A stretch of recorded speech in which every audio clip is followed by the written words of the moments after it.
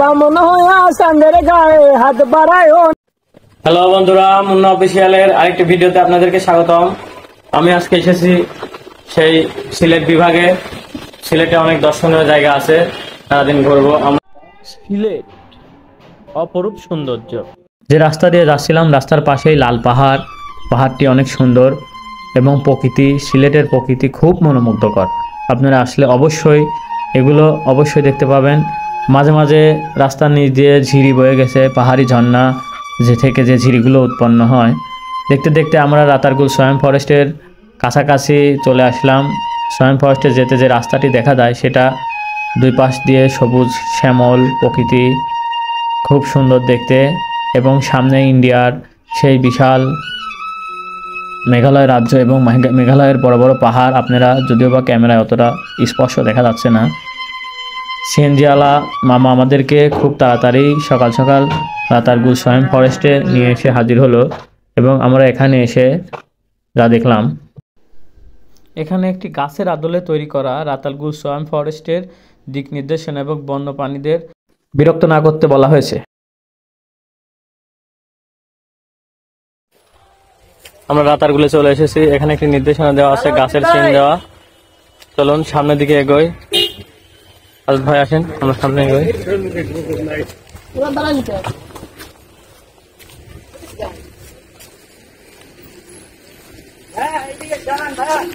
সাথে আমরা রাতারগুলে নৌকা পেয়ে গেলাম, 38 নম্বর সিরিয়াল। আমরা এখান থেকে যাব। আমি যাবো না, আসেন। আমাদের মাঝি সাহেব কোনটা সেটা দেখার বিষয়। অবশ্যই এখানকার বেশিরভাগ মাঝিরাই গান জানে। রাতারগুল সোয়াইম ফরেস্টের নৌকার ঘাটে এসে আমরা যেটি দেখতে পেলাম, এখানে অনেক সিন্ডিকেট হয়। আপনার যদিও বা আমাদের সিরিয়াল ছিল 38 থাকাতেও আমরা কিছু না বুঝে ওঠাতেও আমাদের সিরিয়ালের পরে 39, 40 এবং অনেকেই চলে গেছে। আমরা কিছুক্ষণ দাঁড়িয়ে থাকার পর নৌকায় উঠলাম। নৌকায় উঠে আমাদের যাত্রা শুরু করলাম। দেখেন সামনে দিয়ে একটা রোড চলে গেছে এবং বাম দিয়ে একটা রোড চলে গেছে। আমাদের মাঝি ভাই আমাদের বামের রোডটাতে ঢোকালো। এই রোড দিয়ে যেতে যেতে অবশ্যই আমরা যে দৃশ্যগুলো আপনারা দেখাবো। রাতারগুলের পূর্ণাঙ্গ একটি ভ্রমণ গাইড এখানে থাকবে। রাতারগুলে কিভাবে আসবেন তা তো দেখতেই পেলেন। আমরা প্রথমে সিলেট থেকে একটি সিএনজি নিয়ে রাতারগুলে আসি। রাতারগুলে পুরা জঙ্গল এবং এখানে বন্যপ্রাণীর অভয় আশ্রম, বন্যপ্রাণী দিয়ে একটি ভরা। তাই আপনারা এখানে ঘোরার সময় খুব সাবধানে যাবেন এবং ঘোরাফেরা করবেন। চারদিকে দেখেন শীতল পাটি, যে পাটি আমরা বসি সেই পাটি বোনার শীতল গাছগুলো এখানে আছে এবং পাইন গাছগুলো আছে যা পানির মধ্যে বেঁচে থাকে।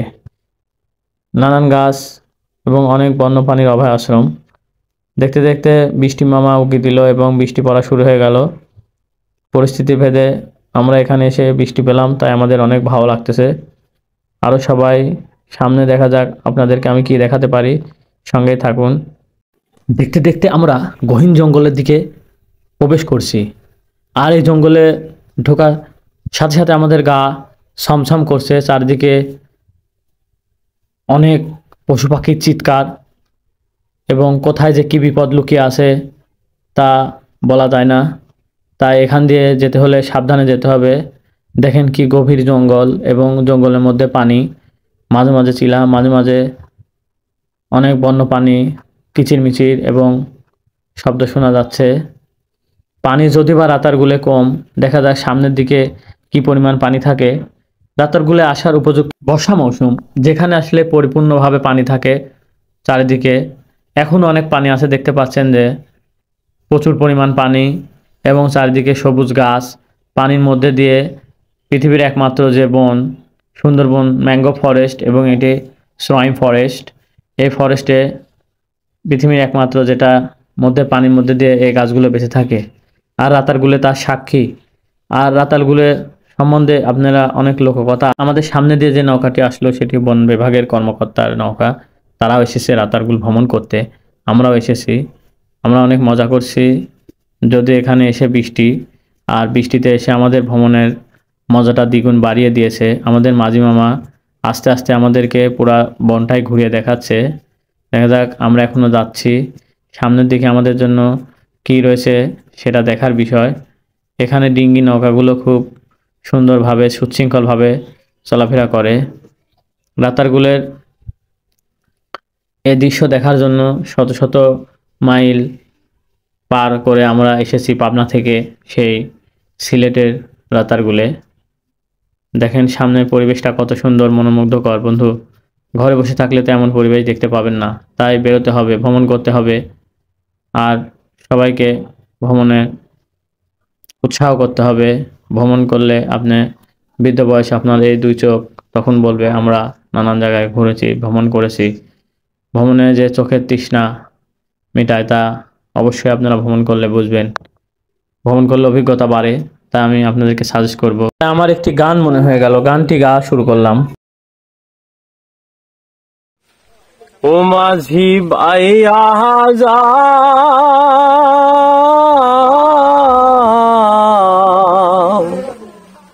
রাতার গুলে মাঝি, তোমার নাও বাইয়া রে মাঝি বাইয়া যাও রে।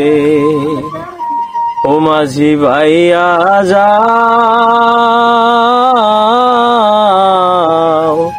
রাতার গুলের মাঝে, তোমার ভাঙা নাও নিয়া বাইয়া যাও রে। এসেছি আমরা সবাই পাবনা শহর থেকে, হায় রে হায় পাবনা শহর থেকে সিলেট জেলার রাতার গুলে আইসা ভালো লাগে মাঝি ভাইয়া যাও রে। রাতার গুলের ফরেস্টে তোমার নৌকা বাও রে মাঝি ভাইয়া যাও রে। কি সুন্দর, কত সুন্দর পরিবেশ। ভ্রমণে না আসলে আপনি কোনো সময় বুঝতে পারবেন না। এখানটা এসে আমার মন খুব ভালো হয়ে গেল। সত্যি কথা বলতে কি, রাতারগুলের আমি এতটা আশা করেছিলাম না যে এত সুন্দর আমি দেখতে পাবো। দেখেন বৃষ্টি হচ্ছে উপর দিয়ে, তার মাঝখান দিয়ে চারদিকে গাছ বড় বড়, আমাদের মাঝি নৌকা নিয়ে চলে যাচ্ছে। যতই আমরা বনের গহীনে ঢুকছি ততই আমাদের মন প্রাণ ভালো হয়ে যাচ্ছে। এটি একটি স্বর্গীয় দৃশ্য। সব সখীরে পার করিতে নেব আনায় আনায়, তোমার বেলায় নেব সখী তোমার কানের সোনা সখী গো। আমি প্রেমের ঘাটের মাঝি, তোমার কাছে পয়সা নেব না। সব সখীরে পার করিতে নেব আনায় আনায়, তোমার বেলায় নেব সখী তোমার গানের সোনা সখী গো। ও আমি প্রেমের ঘাটের মাঝি, তোমার কাছে পয়সা নেব না। ও সুজন মাঝি রে রাম জাম বুঝি না, ভূতের বাড়ি চিনি না, তোমায় সখী ঘরে লইবার চাই। ও তুমি বামন হইয়া চাঁদের গায়ে হাত বাড়ায়ও না, তুমি বামন হইয়া চাঁদের গায়ে হাত বাড়ায়ও না সখী গো। ও আমি প্রেমের ঘাটের মাঝি, তোমার কাছে পয়সা নেব না। সব সখীরে পার করিতে নেব না, তোমার বেলায় নেব সখী তোমার কানের সোনা সখী গো। ও আমি প্রেমের ঘাটের মাঝি, তোমার কাছে পয়সা নেব না। ও সুজন সখী রে রাম ধাম চিনি না, ভূতের বাড়ি চিনি না, তোমায় সখী ঘরে লইবার চাই। ও তুমি বামন হইয়া চাঁদের গায়ে হাত বাড়ায়ও না, বামন হইয়া চাঁদের গায়ে হাত বাড়ায়ও না সখী গো। ও আমি প্রেমের ঘাটের মাঝি, তোমার কাছে পয়সা নেব না। সুন্দর একটি জায়গা, আপনারা আসলে সকাল করে আসবেন। এবং সিলেট থেকে মাত্র 25-26 কিলোমিটার দূরে এই রাতারগুল সোয়াইন ফরেস্ট অবস্থিত, যেখানে আসলে আপনার জনপ্রতি 200 টাকা করে লাগবে। 100 টাকা হচ্ছে নৌকা আর 100 টাকা করে হচ্ছে এন্ট্রি ফি এখানে, মানে একই নৌকায় 800 টাকা করে দিতে হবে এবং আপনি 4 জন লোক যেতে পারবেন। 4 জনের বেশি এই নৌকায় তারা এলাও করে না।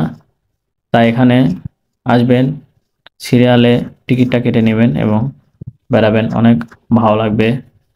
আমরা এসেছিলাম 4 জন, তাই আমাদের গান গাওয়া দেখে আমাদের মাঝি মামাও গান শুরু করলো।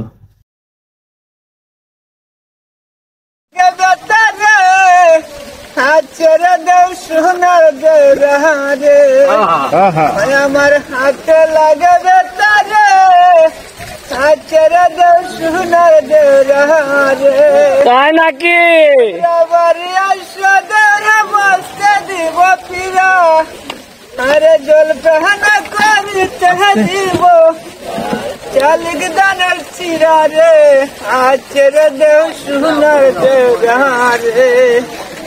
ওই আমার হাতে লাগে তারে আচরে দেও সোনার দেওরে রে বাবি আমার পরিয়াসে লাল রঙের শাড়ি দুই হাতে পরি হায়াসে দুই হাতে পরি হায়াসে রশ্মি কাশের চুরি রে আচরে দেও সোনার দেওরে ওই আমার হাতে লাগে বেটা রে